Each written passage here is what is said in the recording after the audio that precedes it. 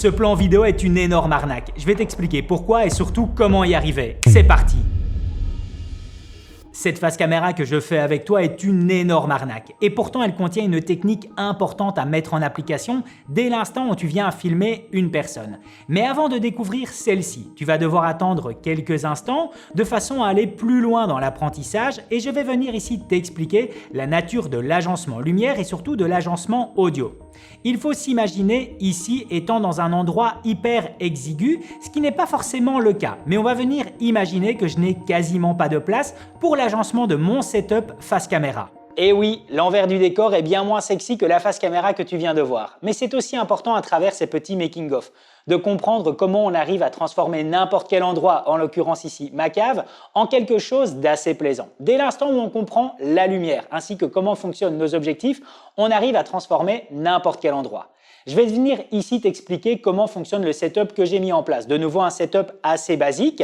Et d'ailleurs, il n'y a ici aucun placement de produit ou sponsor. Le seul sponsor ici, c'est moi-même avec les formations que j'ai fait en collaboration avec François de la chaîne Explique-moi encore. Si toi aussi tu désires comment apprendre à effectuer la captation de personnes face caméra pour du documentaire, de l'institutionnel, du corporate, du mariage, peu importe, on a fait une formation qui est déclinée en 2 parties et dont le lien se trouve en description. Le code qui y est présent te donnera droit à une réduction de 20%.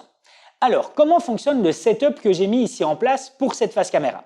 Déjà, j'aimerais rappeler un petit élément important mais qui est bien trop souvent oublié par rapport au matériel que j'utilise. N'oublie pas que, évidemment, celui-ci m'appartient, mais dans l'ensemble, le matériel que tu viens à avoir ou que tu voudrais utiliser n'est pas forcément destiné à chaque fois à être acheté. N'oublie pas que tu as certainement dans ta région un loueur de matériel en audiovisuel et avec lequel tu pourras en tout cas louer du matériel de qualité, que ce soit sur la partie lumière, la partie caméra, objectif, audio ou autre. Ce qui fait que l'apprentissage de ce genre de setup est aussi important car cela pourra te donner des idées par rapport à du matériel éventuel à louer sur le loueur de ta région.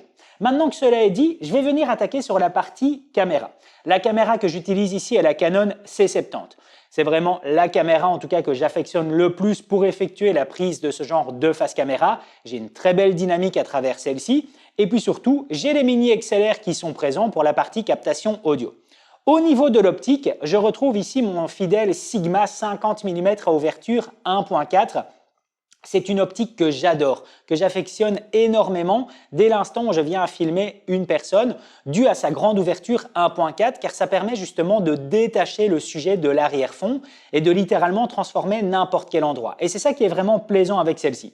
Au niveau des réglages, je tourne ici à ouverture 1.4, à ISO 800, en C-Log 2 et ce qui est important aussi de comprendre, c'est la balance de blanc. Je suis sur une balance de blanc de 5600 degrés Kelvin de façon à venir matcher les 2 sources de lumière que j'utilise. 2 sources de lumière par rapport à mon sujet vu que la 3e source sera par rapport à mon arrière-fond. Voilà en tout cas ici sur la partie caméra, c'est un setup assez simple. Là c'est la Canon C70, Sigma 50 mm à ouverture 1.4. Il n'y a pas de filtre ND devant parce que j'ai les ND internes à l'intérieur, mais voici en tout cas ici au niveau du setup caméra avec, comme je te l'ai dit, les ports mini XLR reliés directement à mon micro. On va maintenant passer à la partie lumière maintenant que la partie caméra est effectuée. Je commence ici par la lumière qui va venir définir le décor, l'arrière-fond de l'intervenant de mon sujet. Il s'agit de la Nanlite Forza 60, c'est une lumière que j'adore, en l'occurrence ici c'est la version B bicolore, mais quand bien même elle est réglée sur 5600 degrés Kelvin. Alors elle fait la taille de ma main, c'est vraiment une source de lumière qui est accessible à tous et que j'affectionne particulièrement, dû en fait de par tous les accessoires qui sont présents pour celle-ci. Et en l'occurrence, il y a ce projecteur qui est optionnel à la Forza 60. Pour celles et ceux qui se le demandent, c'est le PJFZ60. C'est vraiment un outil qui est génial. Pourquoi? Parce qu'on a la possibilité en fait de mettre dans ce projecteur des gobos, des cookies qui sont en fait des éléments qui vont te permettre de donner une forme à ta lumière. Donc comme tu peux le voir, si je le remets, tu peux le voir derrière moi, qu'on a directement une forme qui se dessine.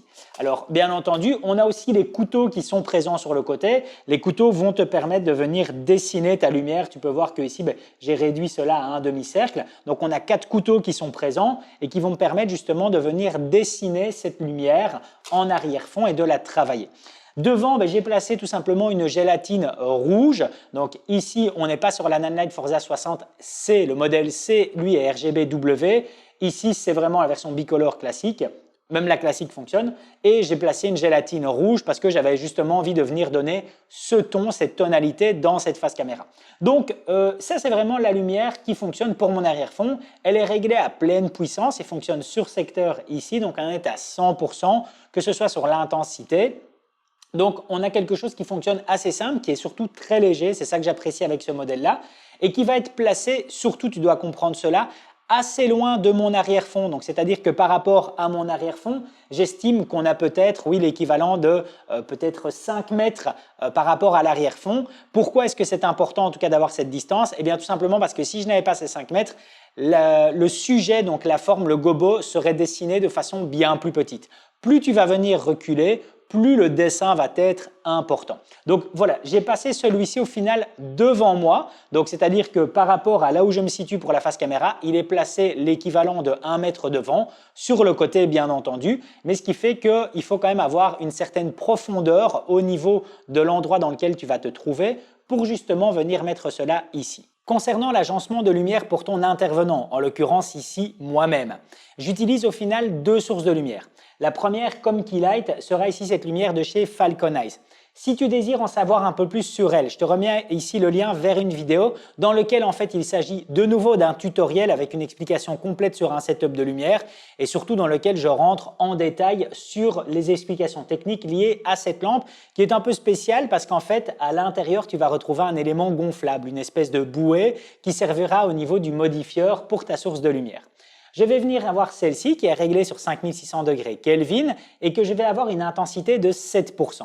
L'avantage ici d'utiliser une optique comme le Sigma 50 mm qui me filme pour la face caméra, eh bien c'est justement le fait qu'il soit à ouverture 1.4, c'est-à-dire ultra lumineux, ce qui fait qu'au final, en dehors du fait et des conseils d'avoir une source de lumière quand même assez grande, parce que plus ta source de lumière sera grande, plus elle va venir englober le visage de ton intervenant, eh bien il ne te faudra pas spécialement beaucoup de puissance. Ici, on est exactement à 7% au niveau de l'intensité. Et puis après, je vais retrouver comme petite backlight la Nanlite, c'est un petit pavotube, le 6C, qui est un petit pavotube bien pratique. En l'occurrence, il est RGB, mais de nouveau ici, il est sur le réglage de balance de blanc classique à 5600 degrés Kelvin et il est tout simplement à 1% de son intensité. Donc de nouveau, tu vois ici qu'on a une utilisation très faible en puissance.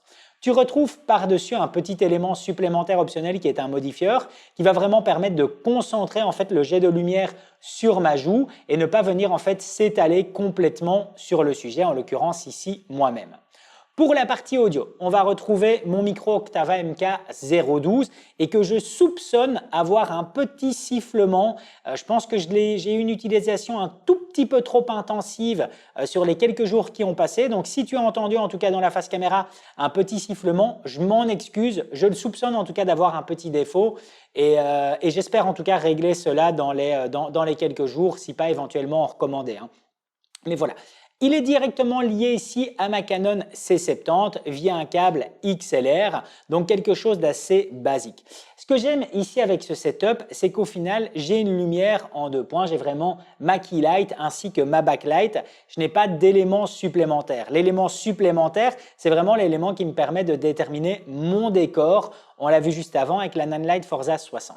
Alors, ce que j'ai envie de mentionner par rapport au setup que j'ai ici, comme tu peux le voir, il est assez proche de moi. Et c'est là-dessus que va venir justement jouer l'arnaque de cette face caméra. Tu vas le voir d'ici quelques instants.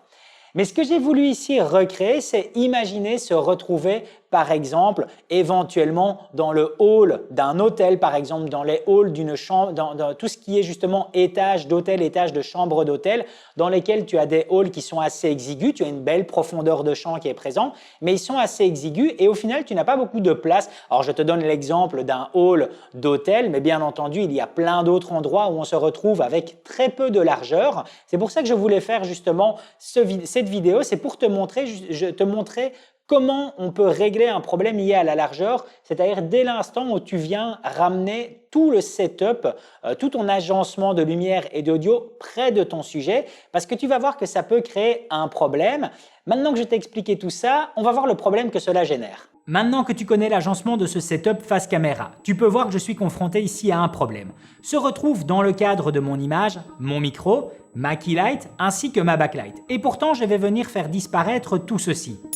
Et oui, c'est ici la grosse arnaque. Et je vais t'expliquer comment y arriver, car bien souvent cela te sera pratique. Il ne s'agit pas ici simplement de venir camoufler des éléments perturbateurs dans ton cadre, mais aussi si tu viens avoir des éléments qui viennent à mouvoir derrière ton sujet, comme par exemple le passage d'un intervenant sur les extrémités du cadre et que tu vas pouvoir venir masquer en appliquant cette technique. Pour réussir ce que je viens de te montrer, au final c'est assez simple, mais tu dois vraiment prendre le réflexe de mettre cela en place à chaque fois que tu viens effectuer la captation d'une personne. En fait, ce qui s'est passé pour ici, c'est que j'ai tout simplement effectué au préalable une captation du cadre quand celui-ci est entièrement clean. C'est-à-dire qu'il n'y avait pas d'éléments perturbateurs comme mes micros, mes keylights et ma backlight. Et comme cette lumière, ce setup qui est présent ici, ne va en aucun cas affecter l'exposition de mon arrière-fond, eh bien ça ne pose aucun problème de retirer ceci du cadre et de ne plus en tout cas avoir suffisamment de lumière par rapport à mon sujet. La seule chose dont tu dois être certain, c'est que par contre, ton arrière-fond, ton décor soit correctement exposé, car celui-ci ne devra pas venir bouger par rapport au plan final. Donc ça, c'est important. Donc dès l'instant où tu viens justement à effectuer la captation de ce plan neutre, l'équivalent de 10 secondes, parce que de toute façon, tu feras un arrêt sur image par rapport à ce plan. Eh bien, ça va te permettre, et en effectuant une espèce de masquage dedans, de venir l'utiliser et recouvrir les éléments perturbateurs de présent dans ton cadre. Même si tu n'as pas des éléments perturbateurs de présent dans ton cadre. En l'occurrence, ici, si tu n'avais pas de lumière, de micro ou autre élément de présent dans ton cadre pour venir perturber le tout, eh bien, je t'invite quand même à le faire. Pourquoi ? Eh bien, tout simplement parce qu'il arrive souvent, c'est quelque chose qui est toujours un peu ennuyant, où tu viens effectuer la captation d'une personne, que ce soit dans des bureaux, dans un lieu public ou autre. Et alors, on va avoir éventuellement des personnes qui vont venir passer derrière celle-ci. Alors, même si elles ne viennent pas à passer, quelquefois ce qui se passe, c'est qu'on a vraiment les personnes qui mettent le pied dans le cadre, elles se rendent compte qu'on est en train de filmer quelque chose et elles font marche arrière. Donc elles n'ont pas littéralement traversé tout ton cadre, mais en tout cas elles ont été présentes l'équivalence de quelques centimètres ou d'un mètre. Et si tu viens avoir un plan neutre, comme je t'ai expliqué juste avant, eh bien tu vas venir utiliser celui-ci pour au final empêcher de venir voir cette personne qui aurait éventuellement traversé une partie de ton cadre, de ton arrière-fond. Ou éventuellement, on se retrouve toujours en tout cas dans des situations où on va avoir le collègue de bureau de Jean-Michel qui trouve ça marrant de venir faire un petit coucou derrière, ce genre de choses-là, alors qu'on aura eu peut-être la pépite de l'intervenant face caméra. Et ce qui fait que même si tu recommences et tu redemandes à la personne de parler, eh bien malheureusement, tu n'auras plus en tout cas ce qu'elle a dit précédemment et qui était ultra intéressant. Donc le fait en chaque début d'interview ou même en fin d'interview, peu importe, hein, le but est d'avoir par rapport au setup, l'arrière-fond, le décor dans lequel se sera trouvé l'intervenant, eh bien c'est d'avoir un plan neutre dans lequel il n'y a aucun élément perturbateur. Alors moi, ce que je te conseille généralement, c'est de demander à ton collaborateur, ton équipier ou alors toi-même, si tu as la chance, comme moi j'ai ici, de disposer d'un retour visuel sans fil, de te placer face caméra. Comme ça, évidemment, ta mise au point doit être bonne. Donc, c'est-à-dire que ta mise au point par rapport à cette captation du plan neutre doit être identique, bien entendu. Sinon, il n'y aura pas de raccord. Hein. On n'aura pas la même profondeur de champ qui sera présente et donc ton raccord sera mauvais. Donc, assure-toi vraiment de venir effectuer cette captation en amont. Comme je te dis, l'équivalent de 5 à 10 secondes. On s'en moque de toute façon, tu vas venir y appliquer un arrêt sur image et que tu vas pouvoir venir étendre sur l'entièreté de ton plan. C'est quelque chose d'assez basique, mais que je t'invite vraiment à prendre le réflexe à chaque fois à mettre en place pour au final créer cette grosse arnaque. Et si toi aussi tu connais d'autres grosses arnaques, n'hésite pas à le partager en commentaire pour en faire bénéficier toute la communauté. Et si tu désires en savoir plus sur l'univers de la vidéo, je t'invite à partager l'ensemble de ma chaîne car il y aura certainement un sujet qui viendra répondre à l'une de tes questions. Je te dis à tout de suite dans une autre vidéo.